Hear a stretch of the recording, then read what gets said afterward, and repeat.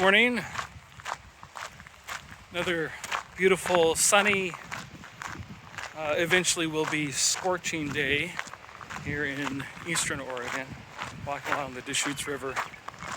I slept really well last night, which I really appreciated because the previous night I didn't sleep so well.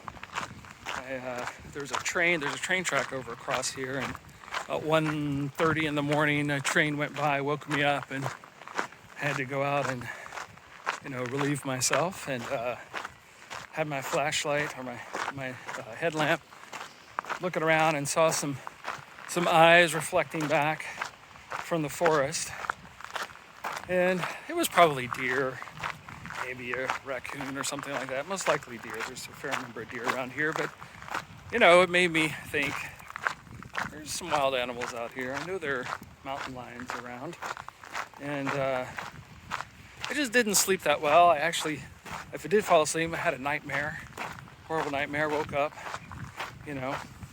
just didn't sleep well. But last night I slept really well. There's something about experiencing something that sort of takes the fear of that something away. If there's something you want to do, and people tell you it's safe, and your head knows it's safe, or there's something inside of you that's afraid, doing it and doing it again and doing it again and doing it again sort of makes that fear sort of gradually go away.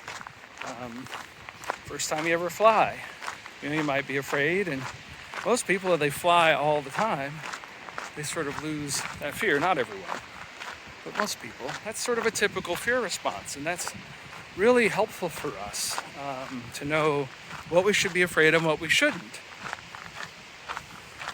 But it's kind of complicated, because the other side of that is whenever there's a big problem that we should be afraid of, that we should do something about, we don't always do that. Global warming, for instance. Maybe you watch a documentary, or you hear a talk, you read a book, and I'm really worried about global warming. This is really bothering me. And you go to sleep and wake up the next day, and you get up and go to work, and everything seems fine. And maybe you're still worried, but you go to sleep and you wake up and everything seems fine the next day and the next day. And months and years later, you're not afraid of global warming unless you start reading more books or watching more newscasts or whatever. And so our fear of something that maybe we should be worried about kind of goes away, and it makes me think that fear is not always the best motivator to get people to act. And so when I think, what should we do about global warming? And there are lots of people doing lots of things. The least convincing thing for most people is numbers. Because numbers don't necessarily relate to your experience. The second one is stories, hearing other people's stories about their experiences. But the first, primary and main way is to experience it yourself. That's what is most convincing. That's why, when you poll people on a really cold winter day, if they believe in global warming, they'll say, they're more likely to say no. On a really hot day, people are more likely to say yes.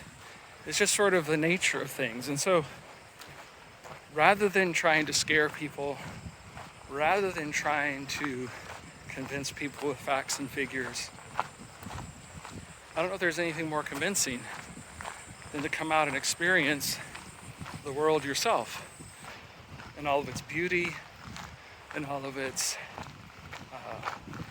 awesomeness, its grandeur, all the words, right? But that experience is something that can be transformative, especially when you do it regularly. And you'll recognize that the natural world is something that is beautiful, is precious, that needs to be preserved, needs to be taken care of for us, for many generations in the future. And maybe that is a way to change things, because so many of us just live and spend all of our time in the cities, protecting ourselves as much as possible from all of creation using our technology, when we should be embracing that creation, listening to it, responding to it, caring for it. Go on.